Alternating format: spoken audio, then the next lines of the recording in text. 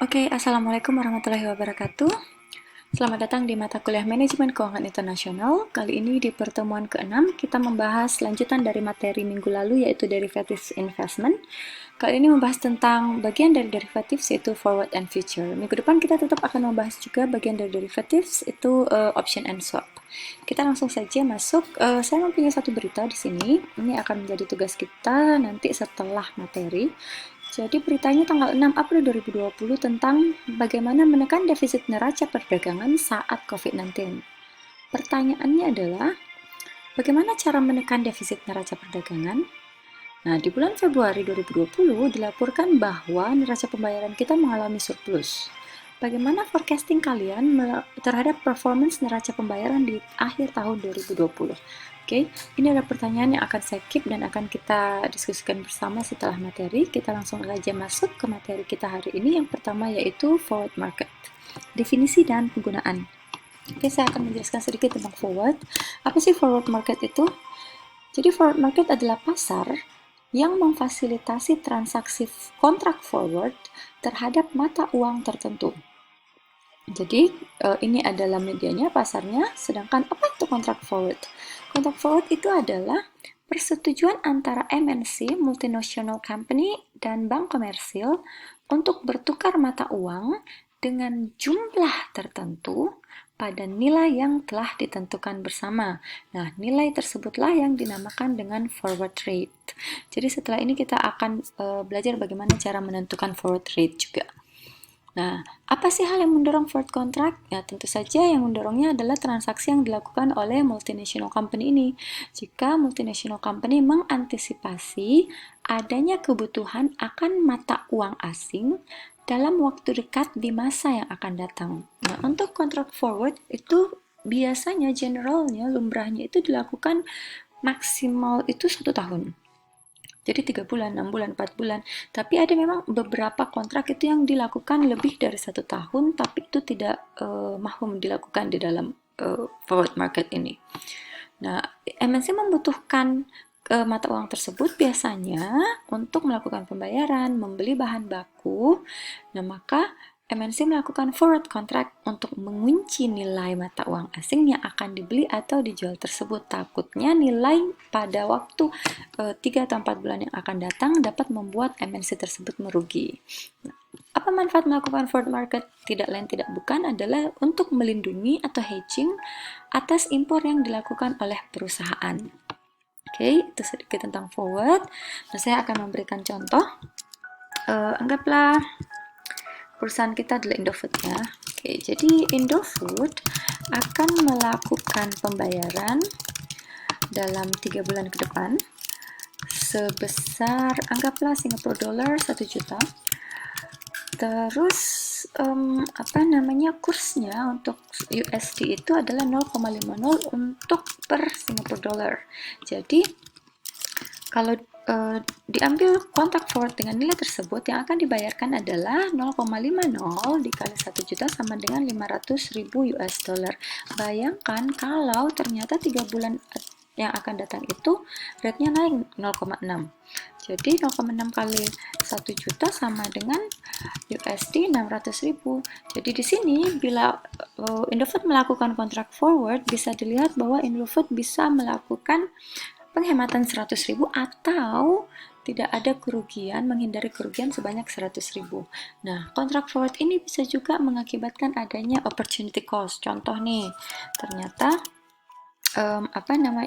kita membayar 0,50 kan dikali 1 juta sama dengan 500.000 US dollar. Ternyata dalam 3 bulan yang akan datang performance dolar itu nggak begitu bagus, jadi turun menjadi 0,47.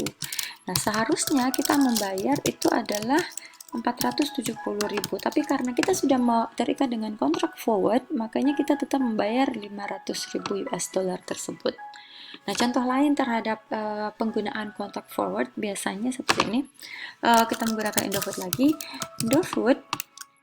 Indofood akan menerima, jadi kalau tadi melakukan pembayaran, sekarang menerima itu sebanyak anggaplah 400.000 euro. Nah, dalam 4 bulan yang akan datang. Oke, yang akan datang. Nah, Untuk 400.000 itu sebenarnya Indofood bisa melakukan transaksi forward. Contoh kurs USD-nya adalah 1,10 ya, gitu ya, USD. Jadi jadi si Indofood bisa mengalihkan 1,1 kali 400.000, padahal dia belum menerima uangnya, tapi bisa melakukan menjual euronya ini dalam bentuk forward dulu. Jadi dia bisa mendapatkan 440.000 US dollar kan. Jadi ada 40.000 keuntungan tambahan yang didapatkan oleh Indofood. Nah, itu adalah contoh pada waktu kita menggunakan forward contract untuk lakukan forward contract untuk MNC. Sekarang kita lanjut lagi. Bid and ask. Kemarin kita sempat membicarakan tentang bid and ask spread ini. Jadi apa itu bid dan apa itu ask? Jadi bid kalau di pasar forward juga bisa dilakukan, yaitu perusahaan setuju membeli atau bid mata uang tertentu di masa yang akan datang dari perusahaan lain. Oke, jadi itu istilah bid yang dikenal di dalam pasar forward.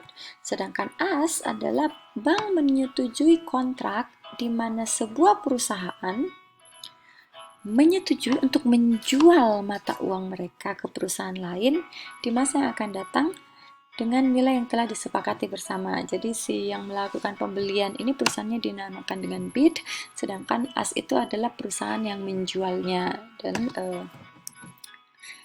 spread itu adalah seperti biasa difference atau perbedaan selisih antara kurs bid dan ask.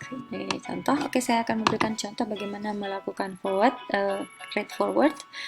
Ini adalah rumusnya. Jadi kurs forward itu adalah kurs spot ditambah tingkat bunga uang 1 dan dikurang uang 2 dikali N waktu transaksi, terus bagi 360 dikali kurs spot. Oke, kita langsung saja. Jadi R1 ini adalah tingkat bunga ya mata uang pertama, R2 adalah tingkat bunga mata uang kedua. Oke, N-nya itu adalah hari, jadi N atau N sama dengan bulan. Kalau sama dengan bulan di sini N per 12. Contoh ya. Kurs spotnya sekarang adalah 11.900 sampai 12.000 US dollar. Tingkat bunga untuk EDR adalah 14%, untuk USD adalah 4%. Jadi kita ngambil tempo 3 bulan di sini, N-nya 3. Jadi kurs forward itu adalah 12.000. Tadi kita ambil dari sini ya. 12.000 ini. Jadi ditambah 14 R1, tadi kan R1 dikurang R2 dikali 3 bulan, karena kita ngambilnya bulan berarti dibaginya 12 dikali 12.000. 12.000 ditambah 300, 300. Itulah kurs forward yang kita tentukan bersama di 3 bulan yang akan datang. Oke. Nah, sekarang setelah ini saya akan melakukan perbedaan antara future dan forward. Kita lihat dulu. Jadi forward itu seperti tadi, persetujuan antara dua belah pihak untuk membeli dan menjual aset di tanggal spesifik di masa yang akan datang. Dan bentuk kontraknya ini itu tailor made atau customized, atau kita bikin sendiri. Tidak ada bentuk fix dalam forward contract. Tradernya di mana, diperjualbelikannya di mana, diperdagangkannya di mana. Diperdagangkannya yaitu di over the counter. Nah, over the counter ini adalah sebuah istilah di rate exchange, currency exchange itu artinya adalah perdagangan yang dilakukan langsung antara dua pihak gitu. Jadi antara yang membeli dan yang menjual, tidak ada secondary market. Settlementnya, penyelesaiannya di daily basis, resikonya rendah, dan untuk standarnya tidak ada standar-standar khusus gitu. Jadi lebih fleksibel untuk melakukan forward contract. Seperti kita lihat di sini ya. Jadi contract size-nya customized, kita buat sendiri, delivery date-nya customized. Siapa yang berpartisipasi dalam forward market? Bank, brokers, MNC, dan spekulan publik itu malah tidak disarankan untuk ikut di forward market. Bagaimana bentuk security-nya? Kita harus menyetorkan bank balance, saldo bank kita, dan credit lines kita untuk dapat melakukan forward contract ini. Dan cara clearingnya dihandle sama individual bank atau brokers. Itu untuk forward. Nanti setelah ini kita bandingkan dengan future ya. Kita lihat ini masih tertutup. Oke, kita langsung masuk ke future market. Just stay with me sedikit lagi. Mudah-mudahan masih bisa masuk di kepalanya semua ya. Di future market adalah kontrak yang menspesifikasikan nilai mata uang tertentu yang akan ditransaksikan di tanggal tertentu. Agak membingungkan? Nanti kita lihat berdasarkan contoh ya. Nah, jadi ini serupa dengan kontrak forward dalam hal kewajiban, namun berbeda dari cara diperdagangkannya.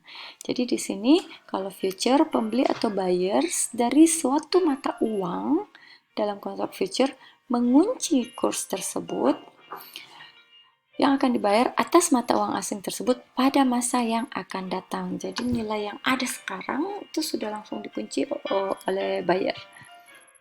Penjual dalam kontrak future juga mengunci kursnya dari uang mata uang asing yang akan ditukarkan dengan mata uang negaranya. Nah, ini adalah contohnya. Jadi ini harga crude di NYBOT itu 140 per barrel. Bunga 3%, biaya gudang, asuransi, ini per bulan. Untuk future kita akan membuatnya per tahun gitu ya, walaupun kontraknya di masa 6 bulan yang akan datang. Coba kita lihat. Forward itu, future itu adalah nilainya 140 dikali 1 ditambah RF. Ini ya, RF-nya bunganya 0,03 karena dikali 12. Nanti, ini yang dikali 12, 0,03 dibagi 100, ditambah 0,012. Kenapa 0,012? Karena itu, dikali dengan 12 dan 0,0012 karena lagi-lagi per tahun hitungannya gitu ya. Jadi ini 1,2 dibagi 100, 0,12 dibagi 100. Nah, karena 6 bulan 6 per 12. 140 dikali jumlah ini sama dengan 142,99. Inilah kurs yang akan dikunci oleh pelaku di future contract. Nah, ini tadi perbedaan antara future dan forward. Kalau forward itu seperti yang tadi sudah dijelaskan, kalau future kontrak di mana pihak-pihak tertentu itu setuju untuk menukarkan aset itu menjadi cash di harga yang fix di masa yang akan datang. Di harga yang fix di masa yang akan datang. Itu standardized, kontraknya standar, kita tidak bisa ganti, sudah ada. Dan di B kalau lewat bursa saham daily base di tanggal kontrak di negara masing di negara lain, jadi kontraknya standarisasi ini tingginya lumayan tinggi. Kalau tadi customized, future itu standardized partisipannya sama, kecuali kalau di sini public speculannya tidak disarankan untuk ikut, maka di sini disarankan untuk ikut. Kalau di sini security-nya pakai bank balance, ini pakai deposit. Kalau di sini individual dan banks and broker, di sini exchange clearing house, itu perbedaannya. Jadi untuk materi hari ini cukup sekian dulu. Nanti kita akan lanjut lagi untuk materi berikutnya. Terima kasih sudah bergabung. Assalamualaikum warahmatullahi wabarakatuh.